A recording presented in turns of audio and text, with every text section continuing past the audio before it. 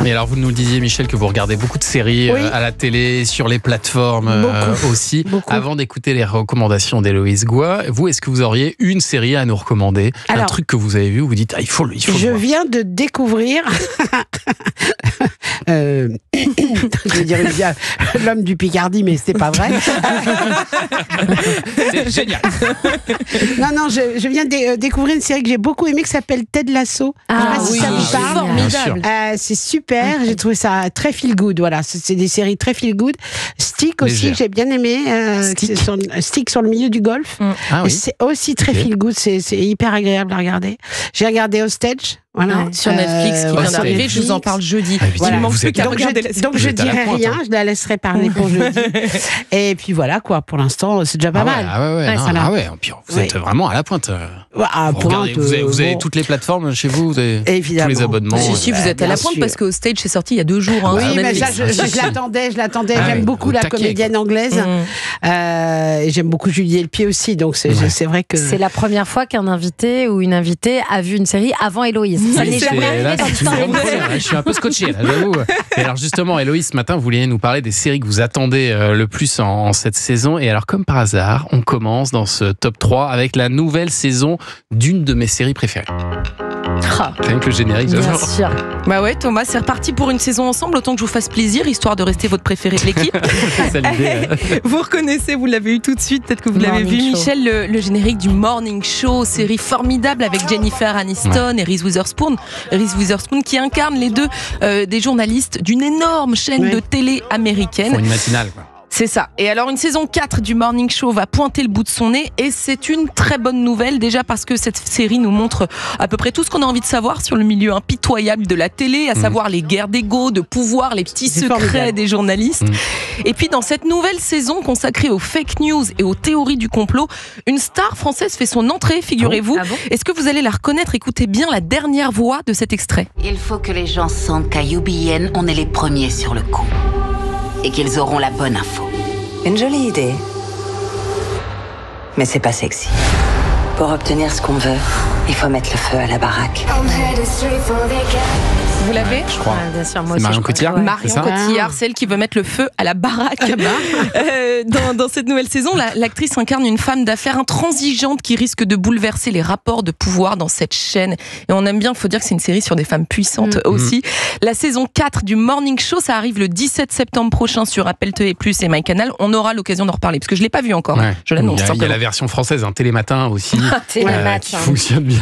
Ça met un peu moins le feu, mais c'est pas mal. Il n'y a pas Marion Cotillard. Non, je suis pas sûre. Jennifer Aniston. Et alors, on attend aussi le grand final d'une série qui a battu tous les records. Oh là. Ah ouais. Ma fille, elle m'a saoulée avec ça. Vous êtes prêts pour un coup de vieux? Parce que moi, ça m'a fait quelque chose. Stranger Things a déjà presque 10 ans. J'ai l'impression que ça a arrivé l'année dernière sur les plateformes. Vous avez vu ça, Michel? Non, je regarde pas ça, moi. Non, mais là, c'est vous n'aimez pas le fantastique? J'aime pas. C'est vraiment une série. Il y a des bestioles. Moi, j'ai décroché, j'avoue. Je trouvais ça super bien fait, mais c'est vrai qu'au bout d'un moment, vous êtes à peu près les seuls, puisque cette série, on le disait, c'est la série en anglais la plus vue de Netflix, avec près de 2 milliards d'heures de diffusion rien que pour les premiers jours de la saison 4. Je vous dis, 2 milliards, c'est rien que pour 28 jours. Enfin, c'est colossal. La saison 4, vous vous en rappelez, elle a fait remonter en flèche dans les charts une chanson de Kate Bush, Running Up the Hill. C'est, voilà. Running Up the Hill. Exactement. On n'a pas d'extrait, donc je suis obligé de le faire moi-même. Merci. Thomas Hill. Stranger Things, c'est aussi 12 Emmy Awards, plus de 150 nominations, donc tout plein de prix prestigieux. Et c'est tant mieux parce que c'est tout de même la série la plus chère de Netflix. Un épisode de la saison 4 coûterait en moyenne 30 millions de dollars. Un épisode. Comme ils sont regardés par 4 millions. Ça vaut le coup. Ça vaut le coup. Ça vaut le coup. Et ça y est, enfin, la saison 5, le grand final arrive sur Netflix. Je vais pas entrer dans les détails de l'intrigue très complexe, de plus en plus d'ailleurs au fil des saisons, mais on peut déjà trouver un teaser sur la chaîne YouTube de Netflix. Ce qu'on a vécu, cette chose, elle nous lie tous. Pour toujours. On comprend rien. Je vous dis la vérité, c'est pas ma cam non plus. C'est quoi On sait qu'il y aura mais des ça, boum c'est boum. Stranger Things. Voilà, c'est pas ce que j'adore, mais j'en parle parce qu'évidemment, beaucoup de spectateurs adorent. La saison 5 de Stranger Things, ça sera sur Netflix à partir du 27 novembre et jusqu'en janvier, parce qu'en fait, ils découpent la saison en 3 parties, comme Squid Game. Ça, on déteste. Je pense que c'est beaucoup plus rentable, en fait. Ils pour ont la fait ça plateforme. pour Casa des Papel, pour Squid Game. Squid Game aussi, ouais. Non, surtout alors pour là, des séries très on va attendues. changer maintenant complètement de style. On va bientôt pouvoir regarder, alors ça c'est sur France 2, une série inspirée d'un thriller d'Olivier Norek. Les 3 enfants ont disparu le même soir, 48 heures avant que le village soit englouti. Donc si c'est bien les 3 mômes que vous avez retrouvés, les 2 autres sont peut-être encore en bas. Il faut les remonter. Maintenant. Depuis que le feu est remonté, c'est comme s'il avait ramené autre chose avec lui.